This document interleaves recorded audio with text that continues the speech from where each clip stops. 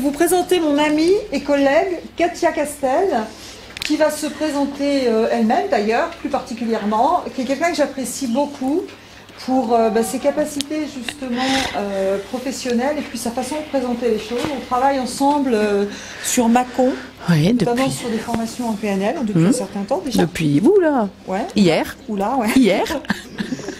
Donc Katia va vous présenter le thème de la conférence, c'est « Et si les conflits devenaient faciles à gérer ?» Ça vous fait rêver ça, non? Donc je lui confie cette tâche précieuse et je m'en vais l'écouter avec attention. À toi. Merci Tania. Donc Katia Castel, j'ai un cabinet à Mâcon. Charnay-et-Mâcon plus précisément. Je suis formateur depuis 1993, donc voilà, c'était hier. Et puis, je suis aussi maintenant maître praticien PNListe depuis 2009 et je me forme à l'hypnose dans le cabinet de Tania actuellement. Voilà, donc peut-être et bientôt hypnothérapeute. J'accompagne des entreprises sur tout ce qui touche à la qualité de vie au travail. Alors c'est super large, hein. Un bon management, ça apporte une bonne qualité de vie au travail, une bonne communication, ça apporte une bonne qualité de vie au travail. La réussite des objectifs, ça apporte une bonne qualité de vie au travail. Et puis, le fait de faire les choses dans la joie et la bonne humeur, ça apporte une bonne qualité de vie au travail. Donc, j'accompagne en mode formation ou en mode coaching, selon la demande, mais j'accompagne aussi les familles, puisque je pense que la cohésion d'équipe professionnelle ou la cohésion d'équipe familiale, famille reconstituée ou pas, ce sont exactement les mêmes principes. Et donc, concernant les conflits, je prends souvent modèle, quand je travaille dans l'entreprise, je prends le modèle de la famille, et quand je travaille avec la famille, je leur prends le modèle de l'entreprise parce que les fonctionnements sont les mêmes. Il y a un leader, il y a des projets, il y a des envies, il y a des besoins, il y a des personnes qui pensent différemment. Et il faut faire en sorte que tout ce petit monde évolue dans la joie et la bonne humeur pour faire en sorte que vous-même, vous soyez le plus heureux possible. Plus votre petit monde est paisible autour de vous, plus vous êtes heureux, plus vous avez l'impression de réussir votre vie, et c'est vraiment vers quoi beaucoup d'entre nous tendent, la paisibilité, la bonne humeur et la joie et la réussite. Voilà. Donc c'est un vaste problème et vous voyez que le conflit pour moi c'est la solution numéro 40 parce qu'en fait je ne pense qu'il n'existe que des solutions et d'ailleurs si un jour vous ne trouvez pas de solution au problème, arrêtez de chercher, c'est que le problème n'existe pas. Alors concernant les conflits, à qui est-il arrivé aujourd'hui d'avoir des conflits ? Ça vous est arrivé, ok. Avec votre voisin au travail, dans la famille, avec les cousins. Oui, dans les repas de famille, c'est super les conflits, les repas de famille, j'adore. Quand il y en a un qui claque la porte, c'est génial. À qui il est arrivé d'autre d'avoir des conflits ou de voir des conflits ? Tout le monde, pas sûr, pas sûr. Y a-t-il quelqu'un dans cette salle qui n'a jamais eu de conflit avec personne ? D'accord, d'accord. Bon, ben je vois que le sujet intéresse tout le monde. Alors, qu'est-ce qu'un conflit pour vous? Un désaccord, exact. Qu'est-ce qu'un conflit pour ceux qui l'ont vécu? Pardon? Un blocage, une violence, un combat, une guerre. Une opposition, une divergence, etc. Alors pour mettre tout le monde d'accord, j'ai ouvert le dictionnaire, le Larousse, moi j'aime bien la définition du Larousse, donc lutte armée, combat, hein, il y a vraiment la notion de combat entre deux ou plusieurs puissances. Alors les puissances, c'est des êtres humains, hein, c'est pas forcément des pays, qui se disputent un même droit, ou une pensée divergente, et il y a une idée de violence, violente opposition dans les sentiments, d'opinion, d'intérêt. On parle aussi de conflit de génération, il y a des opinions différentes, et puis expression d'exigences internes inconciliables dans l'entreprise ou à la maison. quand il y en a deux qui se battent pour le même bouquin, le même poste, le programme télé ou le départ en vacances en même temps, eh bien, on peut dire que on a des exigences qui semblent inconciliables. Et le rôle de celui qui va être là pour tempérer, modérer, faire de la médiation, ça va être de trouver une conciliation là où a priori il n'y en a pas.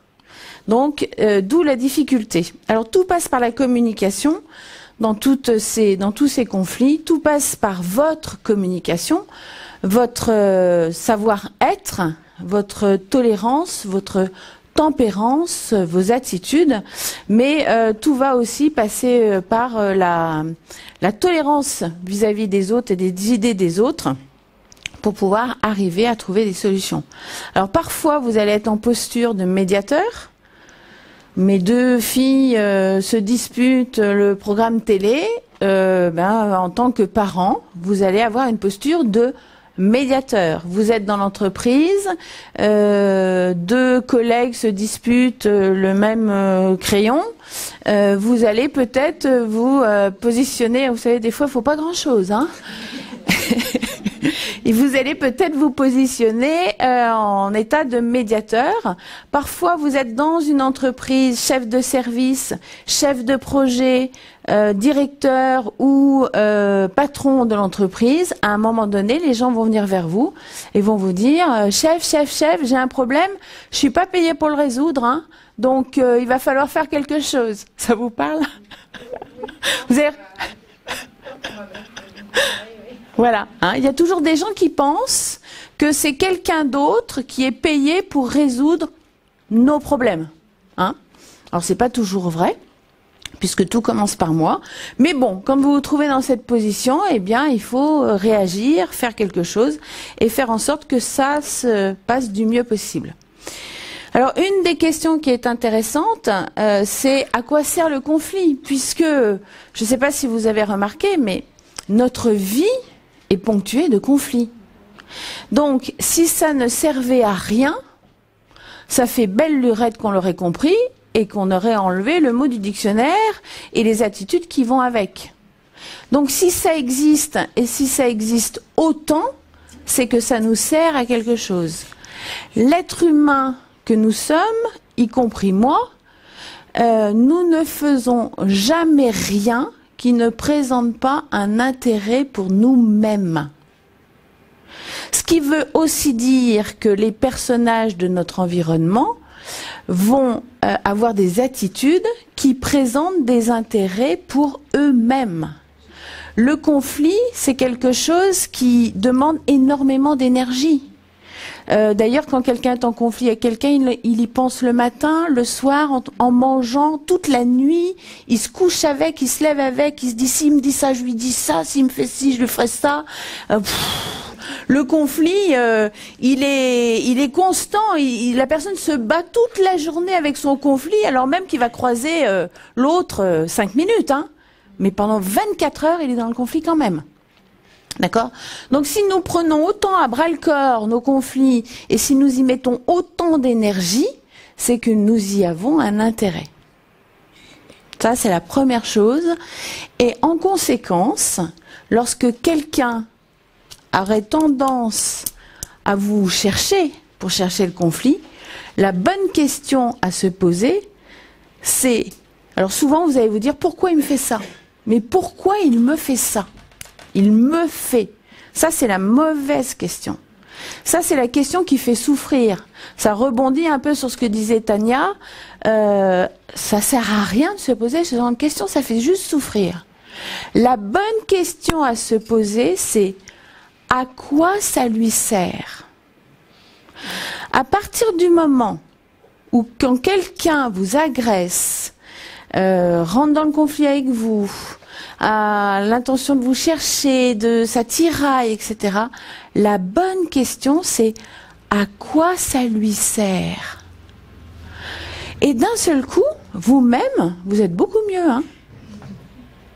C'est pas contre moi, c'est pour lui. Et donc, vous allez beaucoup mieux dormir déjà, Donc le lendemain, vous serez beaucoup plus frais. Donc vous aurez des réactions qui seront beaucoup plus faciles. Et du coup, il sera très difficile d'aller au clash avec vous, puisque vous serez dans la recherche de à quoi ça lui sert. Et si, par hasard, vous arriviez à trouver à quoi ça lui sert, eh bien, vous allez pouvoir l'aider à se servir, l'aider à trouver et l'aider à l'aider. D'accord ? Tandis que si vous ne savez jamais à quoi ça lui sert, vous allez continuellement tirailler et ne jamais aller vers la porte solution. D'accord ? Ça vous parle ?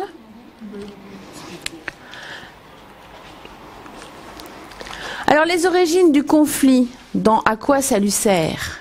Eh bien les origines du conflit, elles sont souvent dues à des frustrations.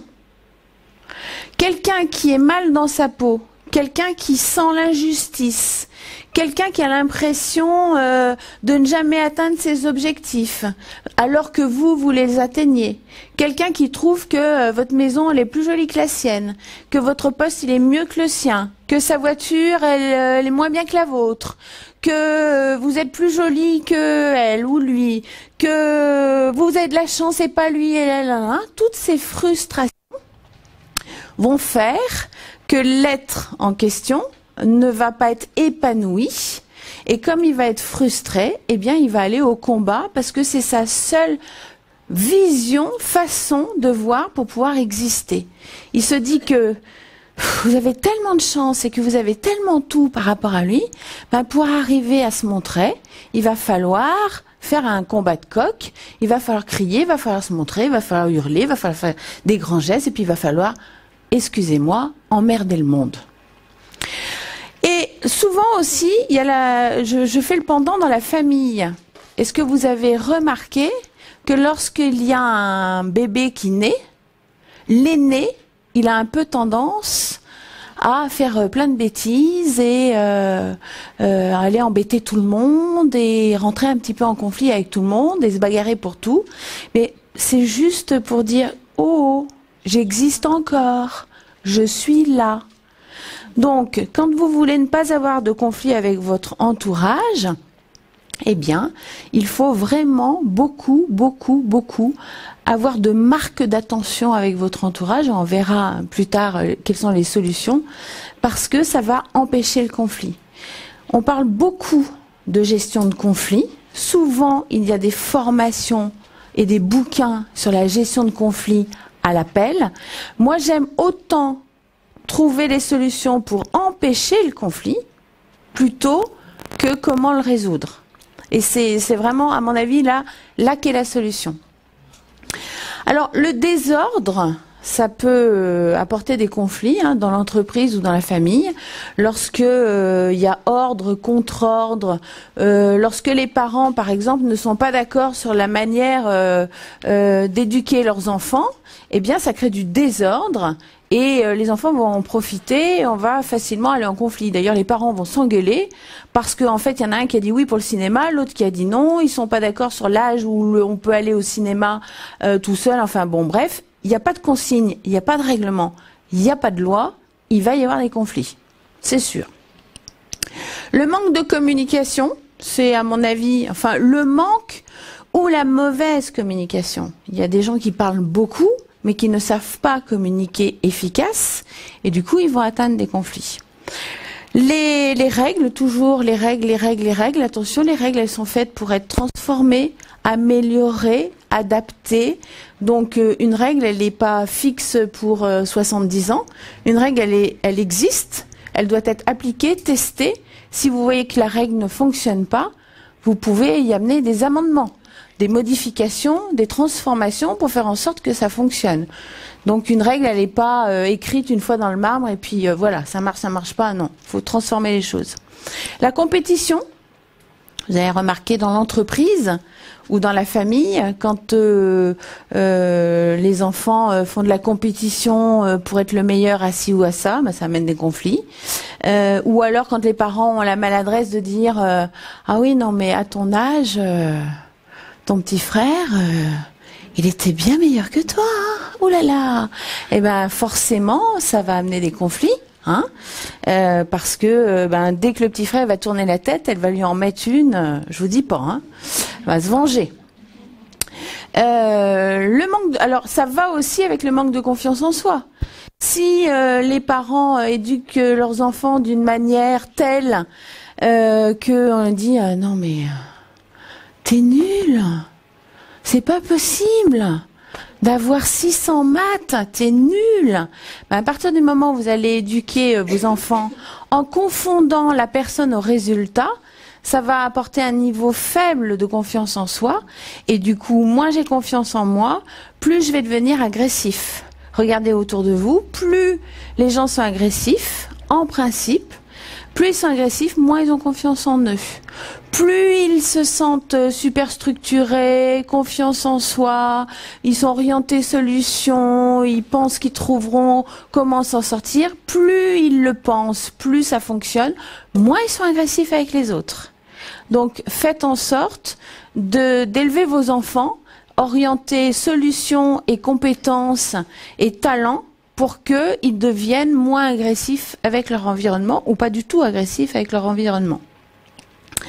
Le manque de formation va faire que il va y avoir des conflits parce que dans l'entreprise, j'ai un certain âge, je suis rentrée dans l'entreprise il y a 30 ans. Il y a 30 ans, ça allait pas aussi vite que maintenant. Il y avait pas, il y avait le Minitel, hein, c'était déjà pas mal.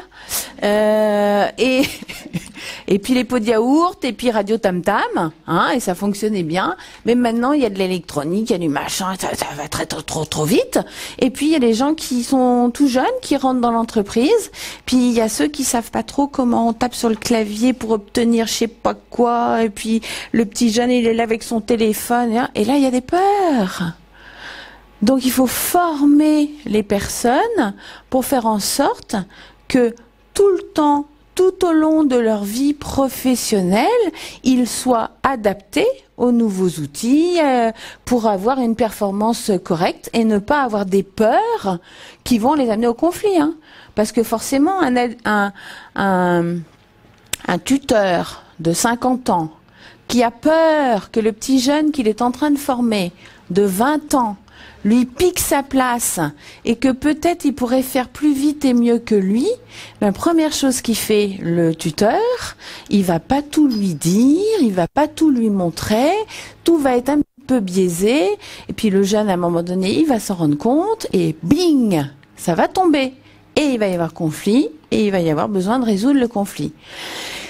Et tous ces temps où on passe à résoudre des conflits, et on pourrait faire beaucoup d'autres choses, gagner du temps et de l'argent pour équilibrer l'entreprise.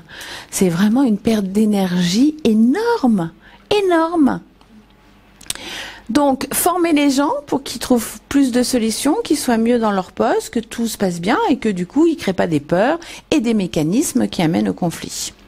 Alors, le sentiment d'injustice, j'ai bien mis sentiment, parce que comme le disait Tania tout à l'heure, c'est pas la vérité qui fait réagir, qui crée l'émotion, c'est la sensation que j'ai.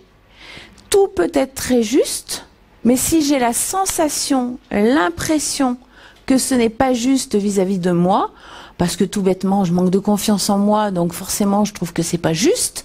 Si j'ai la sensation que c'est pas juste, eh bien, je vais aller au conflit, parce que d'abord, je vais ronger mon frein, et puis je vais mal dormir, et puis je pense que tout le monde m'en veut, et puis puis un jour, je pète les plombs. Hein.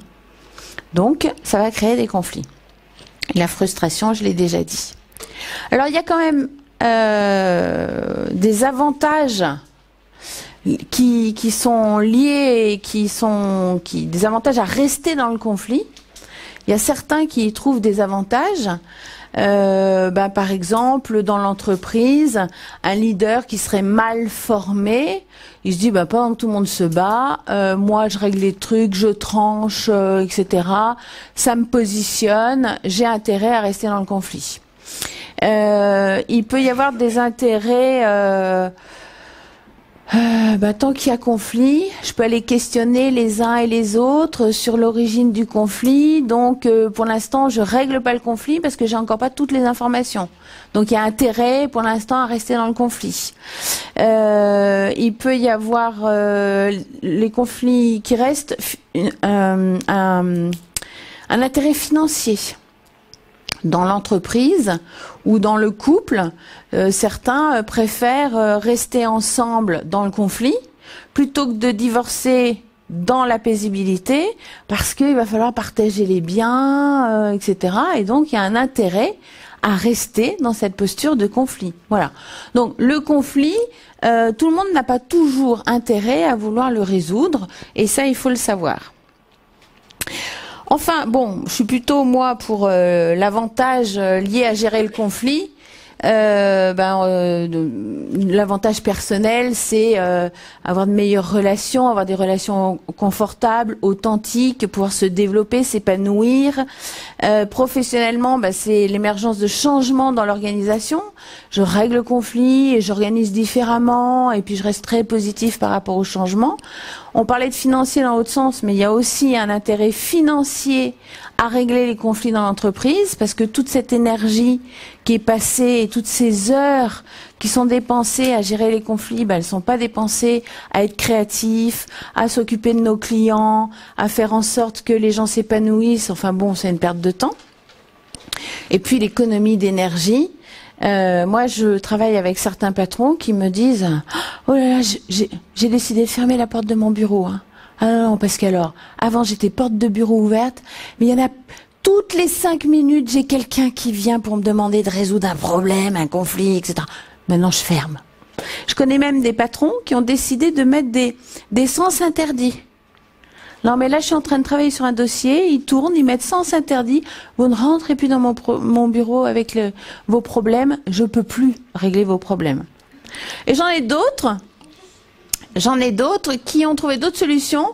Ils ont mis sur leur porte, si vous venez avec un problème, venez avec 3 solutions.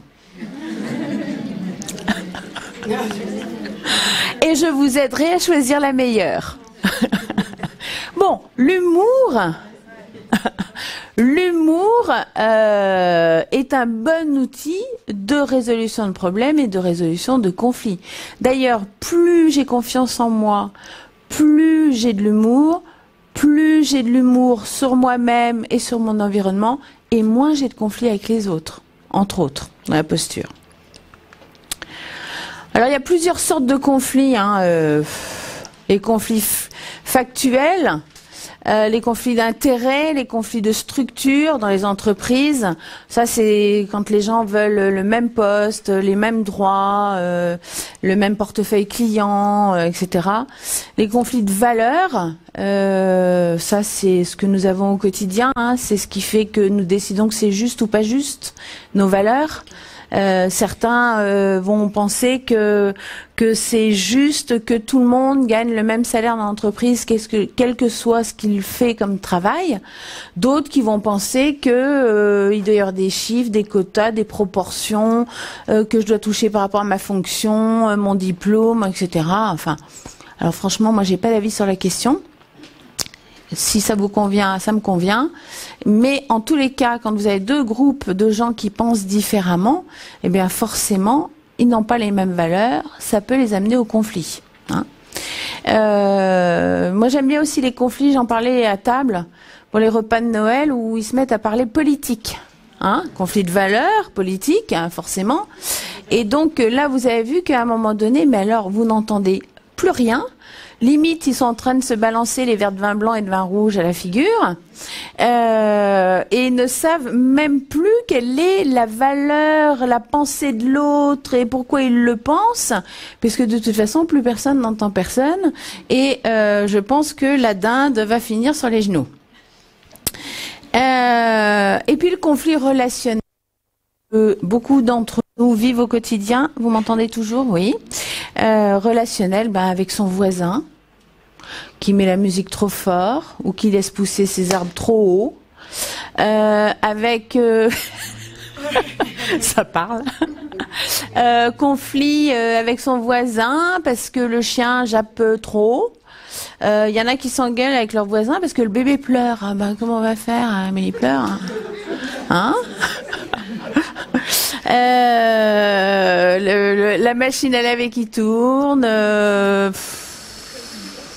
La voiture qui démarre à 5h du matin, bah oui, on est désolé, hein, on commence à 5h30, voilà, donc on prend notre voiture, voilà. Bon, enfin, bref, il y a des conflits, un petit peu pour tout, et ça, c'est le conflit relationnel que vous allez arriver ou pas à régler tout seul.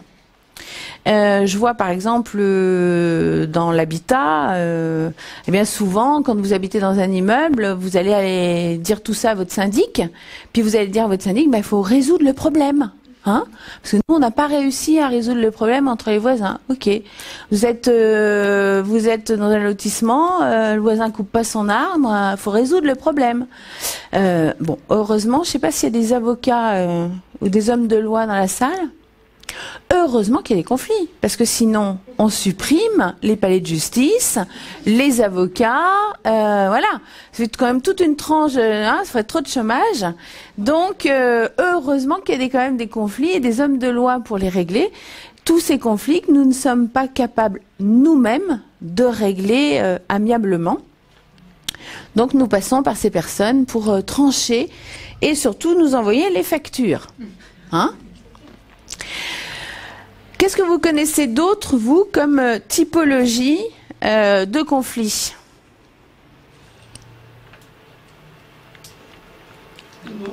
Conflits familiaux? C'est pas ce que je voulais faire. Conflit avec soi-même. C'est ça que vous avez dit? Alors ça, on appelle ça en PNL un conflit de parties. C'est-à-dire qu'il y a une partie de moi qui veut faire ça, et puis une partie de moi qui veut le contraire. Hein? Et à un moment donné, il faut trancher. Alors il y a un outil, un exercice de PNL, effectivement. Donc vous n'êtes pas folle, c'est normal.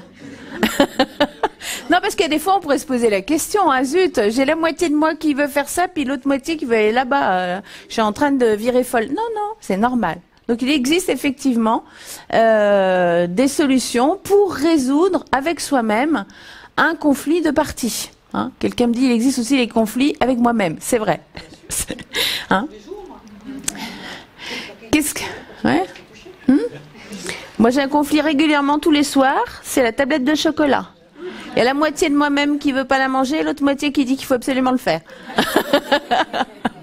Et comme vous avez pu voir, celui qui dit qu'il faut absolument le faire gagne plus souvent que celui qui dit qu'il faut pas. Ah bah oui, il y en a toujours un qui gagne. Hein.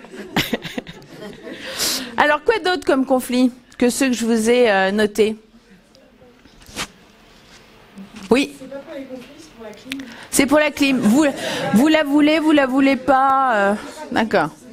Alors pour éviter les conflits, est-ce que tout le monde est d'accord? Oui, parfait. Quoi d'autre? J'essaye de passer à... Ah! Non, ça veut pas. Non, c'est pas... Oui.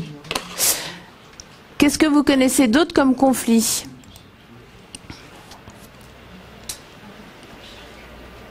Conflit dans le couple, conflit... Pardon?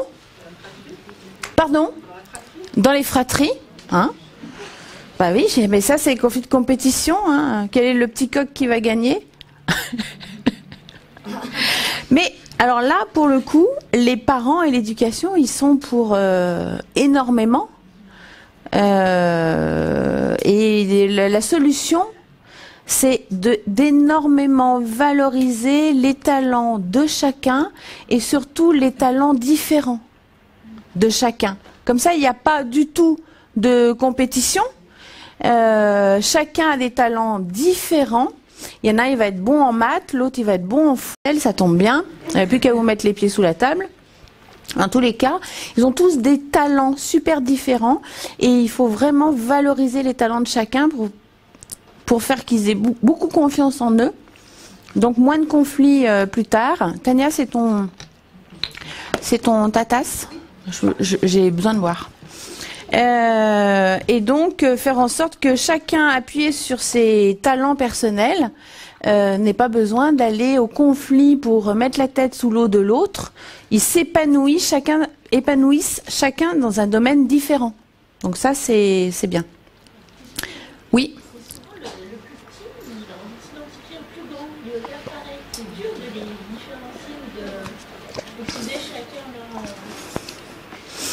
Alors, les plus grands ont envie de faire pareil, oui.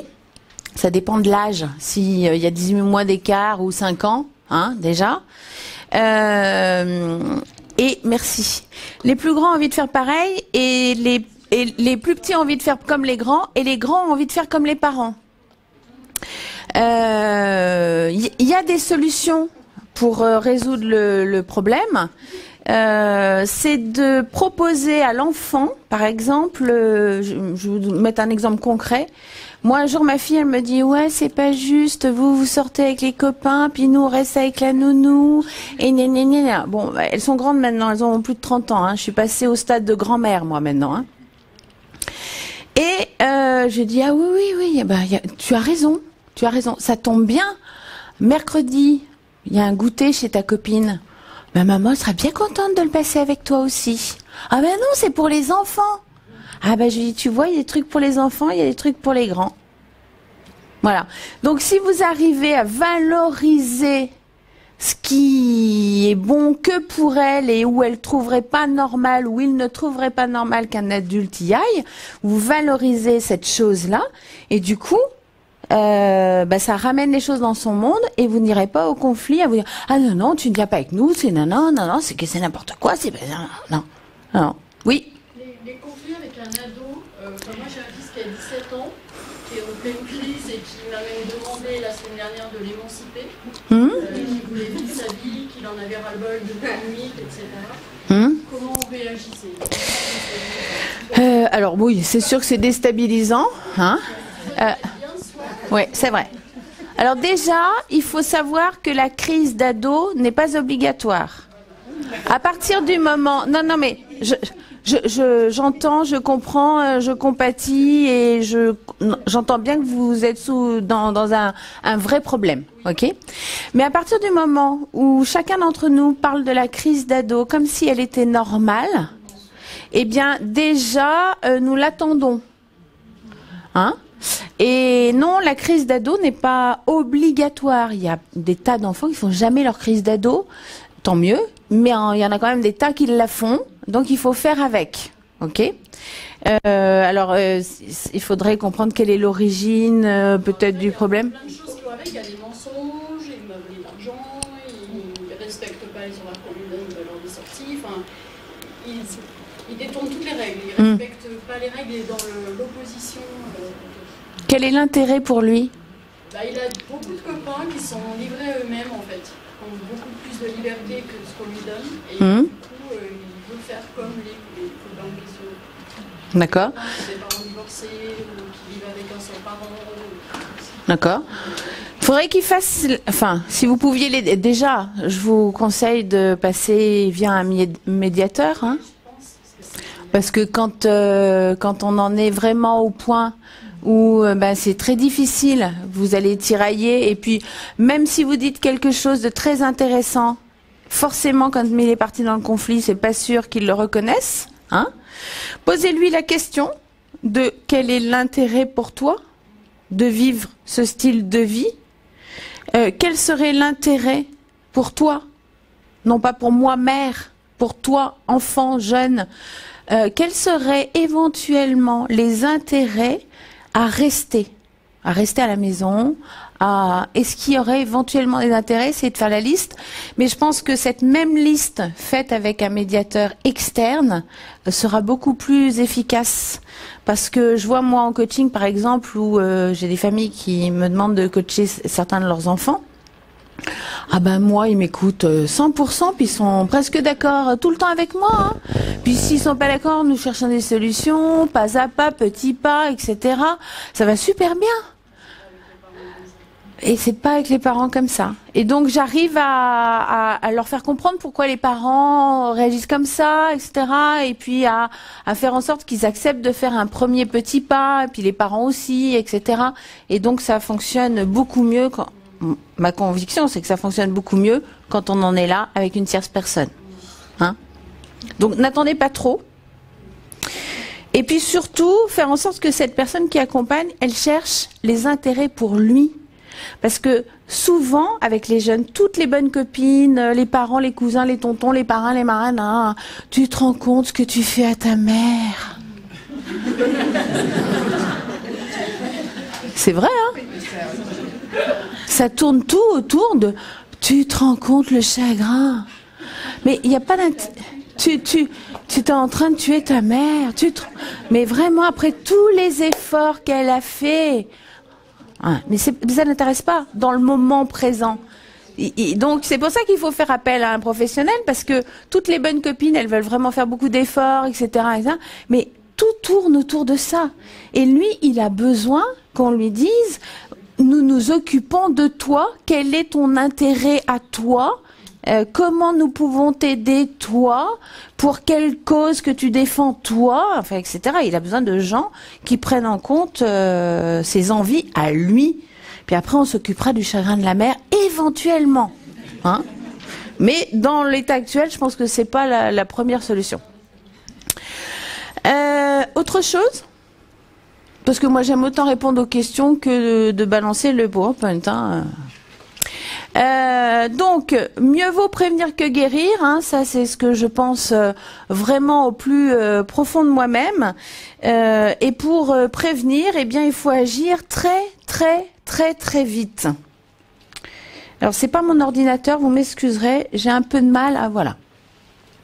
Il faut agir le plus vite possible, parce que au départ du conflit, il y a toujours un événement qui déclenche le problème, la rancœur, le mal-être. Bon, il y a toujours un événement qui déclenche. Ok. Puis des fois, ça déclenche, ça redéclenche, ça redéclenche. Ça commence à faire mal là. Et puis, il y a un seuil de perception de mal-être. Premier niveau. Et puis, vous allez avoir un manager ou un parent, leader, actif, réactif, etc. Il intervient. Il demande aux personnes concernées qu'est-ce qui va pas, comment nous pourrions faire pour que ça aille mieux, vous êtes d'accord pour faire quoi, qui est d'accord pour faire un pas, quel pas, ok, très bien, nous nous mettons d'accord, et puis pof, retour à l'équilibre, bon, jusqu'à la prochaine petite querelle, mais bon, chaque fois qu'il y a une petite querelle, hop, il y a un travail dessus, hop, il y a équilibre, hop, tout va bien. Bon, ça c'est pas chez les bisounours, mais presque, mais c'est comme ça qu'il faudrait faire le plus souvent possible. Et donc, pour éviter les conflits, il faut avoir des attitudes efficaces. Les attitudes efficaces, c'est des fois pas grand-chose, hein. Quelqu'un qui me regarde pas dans les yeux le matin en arrivant, ça m'énerve. Je vais lui rentrer dedans. Donc c'est rien, quoi. Bah oui, mais il n'a pas été habitué à regarder dans les yeux. Ah, d'accord. Donc il faut qu'il apprenne.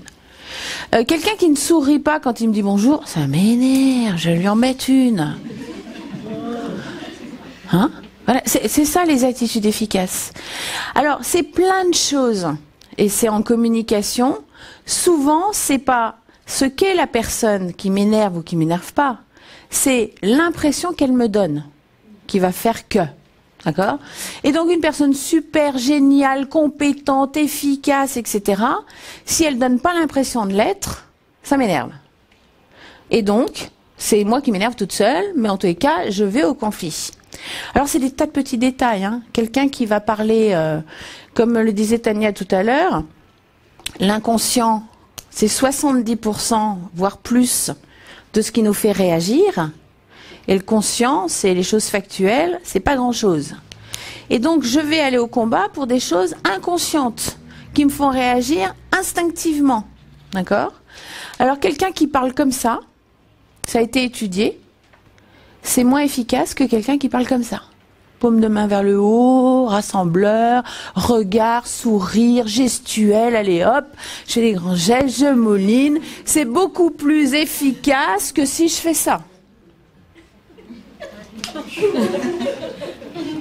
Hein? Voilà. Donc, apprendre aux gens à toutes ces petites choses qui sont efficaces, le petit sourire, le petit clin d'œil, le petit bonjour, la poignée de main, le toucher sur l'épaule, le comment ça va bien aujourd'hui. Moi, quand je vois mes clients, par exemple, je leur dis pas comment ça va. Parce que si je leur dis comment ça va, j'ai 50% de chance qu'on me réponde ah, hein? Alors je leur dis alors, qu'est-ce qui va bien aujourd'hui? Ah bah ça, déjà, ça démarre mieux, quoi, vous voyez? Bon. Et ça, c'est plein de petites choses qui s'apprennent. Moi, j'ai travaillé 18 ans dans l'immobilier, c'est pour ça que tout à l'heure, je vous parlais des gens qui se chipotent entre le 3e et le 2e étage, j'en connais plein. Eh bien, mes collaborateurs ont modélisé des phrases que j'avais. Le comment ça va bien aujourd'hui, j'ai 2-3 collaborateurs qui le disent toujours. Voilà, on modélise ce qui fonctionne et donc ça veut donc dire qu'on peut transmettre à nos enfants, à nos collègues, à notre environnement des petites phrases comme ça, des sourires, de la gestuelle, des couleurs, des coupes de cheveux, tout.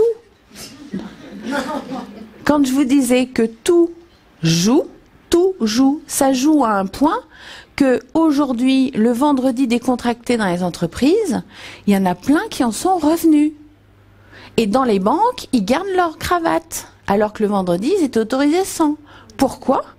Parce qu'ils se sont rendus compte qu'en tolérant le style négligé, on va quand même pas aller jusque-là, mais le style un peu décontracté, tout va bien, eh ben tout n'allait pas si bien. Ils avaient plus de conflits le vendredi après-midi qu'ils n'en avaient pas tout le reste de la semaine. Pourquoi? Parce que si l'autre me donne l'impression d'être dans une posture où je peux gueuler un peu plus fort, hein, où je peux y aller, si l'autre m'impressionne un peu moins, eh ben je vais m'autoriser à.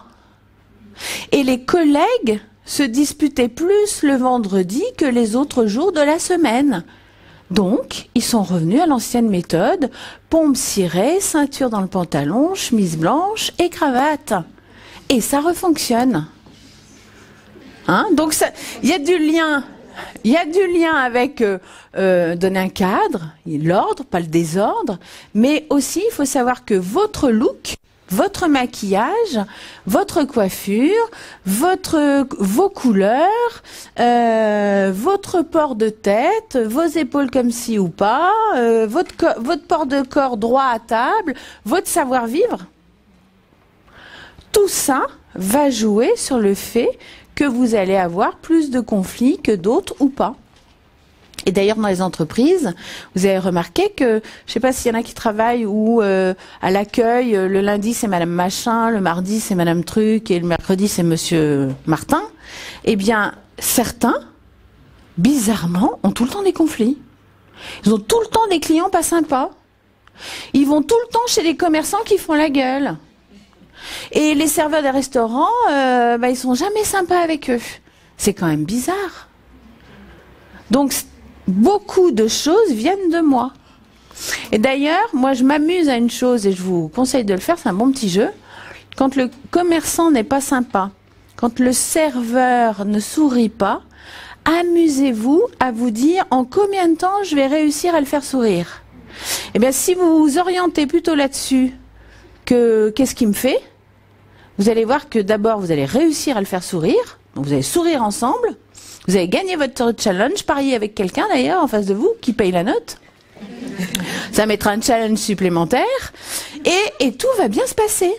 Alors que sinon, tout le monde va finir par faire la gueule. Merci le repas. Hein. Donc tout commence par soi et souvent nous pensons que si nous nous engueulons avec nos voisins et que si nous avons des conflits, c'est parce que l'autre il est pas bien. Tout commence par moi. Donc avoir des règles, connaître le savoir-vivre. Aujourd'hui, il y a des centres de formation à Paris qui se sont réouverts, qui ne forment que sur le savoir-vivre. Tellement c'est redevenu à la page, parce qu'il y a eu quelques années de laxisme, et du coup, si vous n'avez pas les codes, ça peut emmener au conflit. Respecter les temps de parole de chacun et dans l'entreprise, donner des temps de parole à chacun. Ça veut dire entretien individuel, ça veut dire réunion, ça veut dire travail collaboratif, ça veut dire prendre du temps pour ça, le planifier. Savoir exprimer une demande. Alors, savoir exprimer une demande, c'est toujours du factuel. On commence toujours en CNV, communication non violente. Savoir exprimer une demande, c'est s'appuyer sur des faits d'abord. Ensuite, savoir exprimer son émotion. Je vais vous donner des explications. Ensuite, exprimer le besoin que nous avons. Ensuite, faire sa demande. Et ensuite, valider que c'est possible. J'explique. Oui, il y en a marre, avec vous c'est toujours pareil, les dossiers sont toujours posés n'importe où. Ah non, non, non, non, moi hier je l'avais rangé. Hein. Oui, hier exceptionnellement. Hein. Voilà. Ah mais non, mais vous respectez pas mon travail, chef, hein, moi je range toujours. Hein. Non. Alors voilà, là on est parti au conflit, ça va mal se passer. En revanche, si je dis Véronique, il n'y a pas de Véronique dans la salle. Véronique, je suis rentrée avant-hier dans l'armoire à classement, enfin dans la salle, et il y avait 3 dossiers par terre. Hier, je suis rentrée, il y avait 5 dossiers par terre, celui de Monsieur Martin, celui de Monsieur Machin, hein. Et aujourd'hui, regardez, je rentre, il y a 7 dossiers par terre. Vous êtes d'accord avec moi? Donc là, on est dans le factuel. C'est des faits. C'est pas vous rangez jamais rien ou vous toujours le foutoir. Donc, personne ne peut dire que c'est pas vrai. C'est des faits. C'est vérifiable. Mon émotion. Pourquoi je me mets en colère? Quand je vois ça, j'ai la sensation de ne pas être respectée. Et je dis pas, vous ne me respectez pas. Tu ne me respectes pas. Je n'utilise pas le tu. Parce que le tu, tue. Le tu, tue. Vous ne me respectez pas, tu ne me respectes pas. Non. Quand je vois ça, je ne me sens pas respectée. Ok? Bon, c'est mon truc à moi. Émotion. Mon besoin, c'est de sentir que mes règles sont appliquées. Mon besoin, c'est que vous respectiez mes consignes. Mon besoin, voilà, ça c'est mon besoin. Véronique, je vous demande de ranger les dossiers avant de partir chaque soir. Ça, c'est ma demande. Ok? Là, Véronique, elle est comme ça. Hein.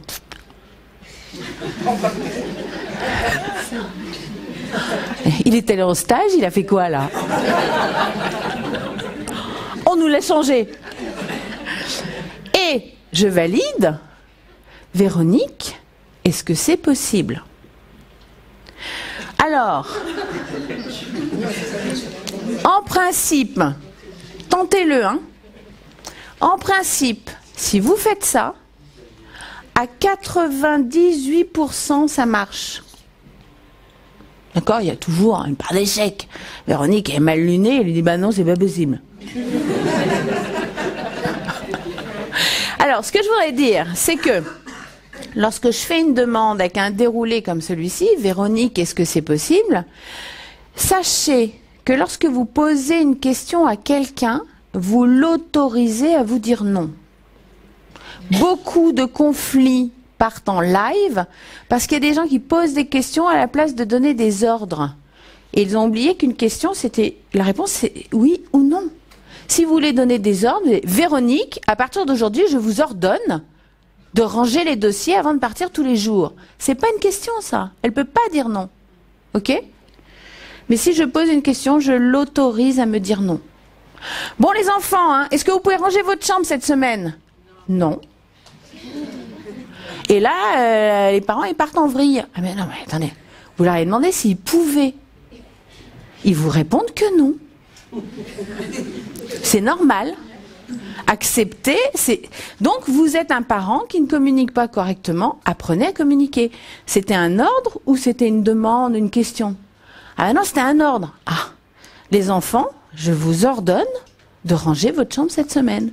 Et ce serait même mieux si vous leur disiez, je vous demande de ranger votre chambre lundi à 16 h, à 14 h. Plus c'est précis, plus ça se fera. Moins c'est précis, moins il y a de chances que ça marche, plus il y a de chances que vous alliez au conflit. Oui? Moi, j'ai exactement ce cas entre deux collègues.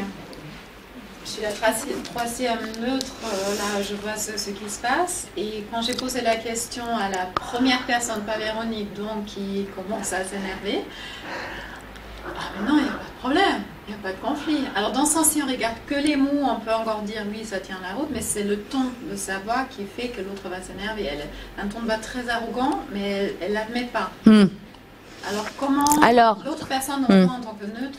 Donc vous pouvez pas dire à quelqu'un tu es arrogante. Vous partez au conflit là. Hein. Et c'est pas un fait.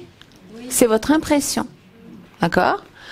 En revanche, effectivement, l'intonation, le ton, le regard, la façon de dire les choses va faire que ça va créer des sensations chez l'autre.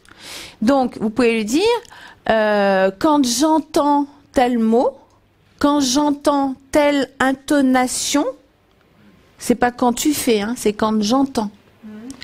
Quand je vois des cris, quand je vois des grands gestes, chez moi, ça me donne une sensation de... ça déclenche une peur, ouais, vous parlez de votre émotion aussi. C'est quand je vois, quand j'entends, l'émotion que ça déclenche chez vous, c'est la peur, l'angoisse. Je ne sais pas qu'est-ce que ça déclenche chez l'autre, la personne qui se fait attaquer, mais moi en tant que troisième personne, je me dis mais c'est pas cool. C'est pas cool. Est-ce que quelqu'un a demandé a demandé votre aide? Dans le sens, on fait des meetings à 3 et moi je suis un peu la personne qui est entre les deux. Oui. Mais est-ce que quelqu'un vous a demandé votre aide?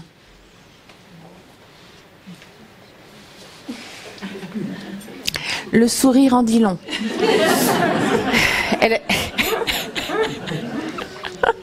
Alors attention, vous avez déjà des problèmes à régler pour vous-même, hein? N'allez pas vous positionner en sauveteur, hein?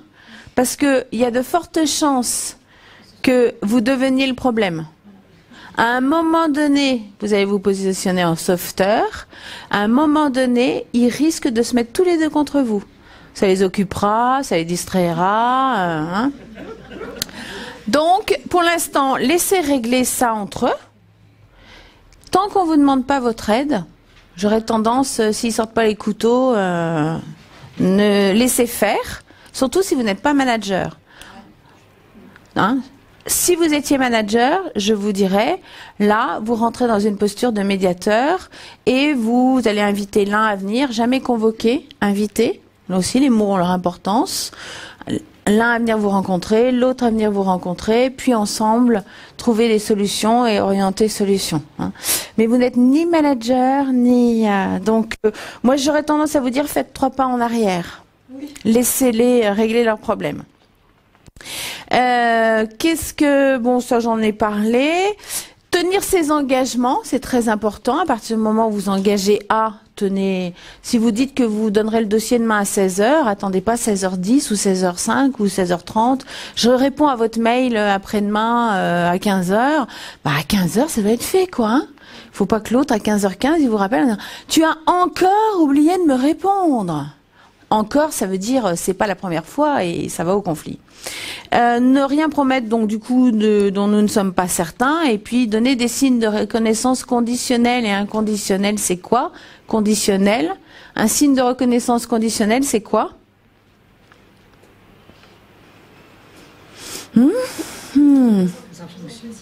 Pardon?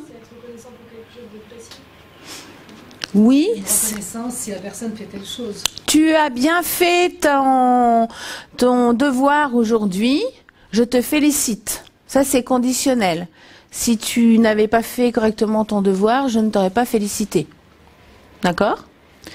Inconditionnel, c'est j'apprécie vraiment d'être à tes côtés. Ça, c'est quoi qu'il arrive, j'apprécie vraiment de travailler à tes côtés.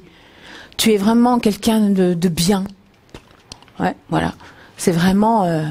voilà, ça c'est inconditionnel. Je t'aime beaucoup, c'est inconditionnel. Ah, aujourd'hui, je te remercie de m'avoir apporté un livre, c'est conditionnel. D'accord? Donc c'est très important, pour éviter les conflits, de valoriser les gens à un niveau inconditionnel, le plus inconditionnel possible. Ça vous permettra de les valoriser et quand je valorise l'autre, eh bien en fait il m'aime beaucoup et il ne va jamais au combat contre moi. Donc c'est vraiment important. J'aurais bien voulu vous parler rapidement de la posture de médiation. Est-ce qu'on a encore 5 minutes, Tania, ou pas? Maxi. Ouh là là. Maxi. Rapidement, la posture du médiateur.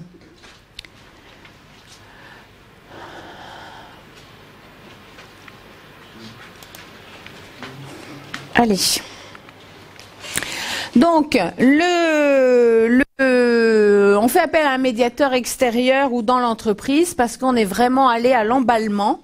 Vu qu'on ne s'est pas occupé de la chose rapidement, et du coup, il y a vraiment besoin d'intervention. Donc, je vous conseille vivement de convier chaque personne à un entretien individuel, et lors de cet entretien, vous allez questionner, écouter, relancer, reformuler, prendre des notes, et ne jamais donner votre avis. Vous êtes ni pour, ni contre. Vous faites exprimer les sentiments de chacun, faire exprimer les cas extrêmes où nous pourrions nous comporter comme l'autre, à qui nous en voulons tant. Et si toi, est-ce qu'il y a des cas où tu pourrais te comporter comme lui? Ah, jamais. Ah, mais si vraiment t'étais au bord du précipice et que... faut y réfléchir quand même. Du coup, ça amoindrit un petit peu le combat que vous pouvez avoir vis-à-vis de l'autre. Faire exprimer la volonté de changement, c'est-à-dire que si vous avez des entretiens individuels avec quelqu'un pour résoudre un conflit, s'il n'y a pas de volonté de changement, donc pas d'intérêt au changement, ça va pas beaucoup, il va falloir passer à des sanctions. Mais en tous les cas, les personnes ne seront pas d'accord pour trouver des solutions, parce que c'est pas facile de recréer la communication avec quelqu'un avec qui on s'entend pas et avec qui on a un conflit. Donc ça demande de l'énergie et un effort. Donc il faut vraiment que la personne vous dise oui, je pense que pour l'entreprise, pour le service, pour moi-même, pour tout le monde, pour les clients, ce serait mieux si nous changions et je suis d'accord pour que nous cherchions une solution pour nous entendre à nouveau correctement. D'accord ? Et puis ensuite, vous dirigez donc la rencontre des personnes concernées. Donc vous allez vous mettre à 3 autour d'une table. Vous expliquez les règles, comment les gens vont parler. Est-ce que c'est par minute? Est-ce que j'ai le droit de lui couper la parole quand il parle ou pas, etc. Donc il y a des règles qui sont très établies. Toujours, quelle est la solution? Trouver une solution, donnez-moi 3 solutions. Demandez à chacun d'exprimer des propositions de résolution de problèmes. Faire prendre des engagements par chacun et les faire prendre à l'écrit, c'est-à-dire que vous prenez des notes et vous validez que la phrase que vous notez correspond bien à ce qu'ils disent. Faire accepter les décisions par les parties concernées. Rédiger un compte-rendu uniquement de décision. Vous ne faites pas de compte-rendu sur il a dit ci, il a dit ça, et nanana. Vous faites qu'un compte-rendu sur au terme d'une réunion de 1 heure, les décisions prises sont. Mais pas sur la genèse de l'histoire. Vous faites signer le compte-rendu par toutes les parties et vous donnez un exemplaire à chacun. Vous félicitez l'engagement dans cette démarche et vous félicitez la bonne application dès que vous voyez les premiers signes. Et puis vous faites un point à J plus 8 jours, 1 mois, enfin vous le décidez ensemble pour voir ce qui va bien et ce qui pourrait encore aller mieux. Voilà, rapidement 1 heure, j'espère vous avoir donné beaucoup d'éléments en 1 heure. Comme vous avez pu le voir, j'adore le sujet. Et puis, je voulais vous dire que le mot crise en chinois s'écrit avec 2 signes. Le premier veut dire problème, le deuxième veut dire solution. Donc, il n'y a pas de raison que ça ne fonctionne pas.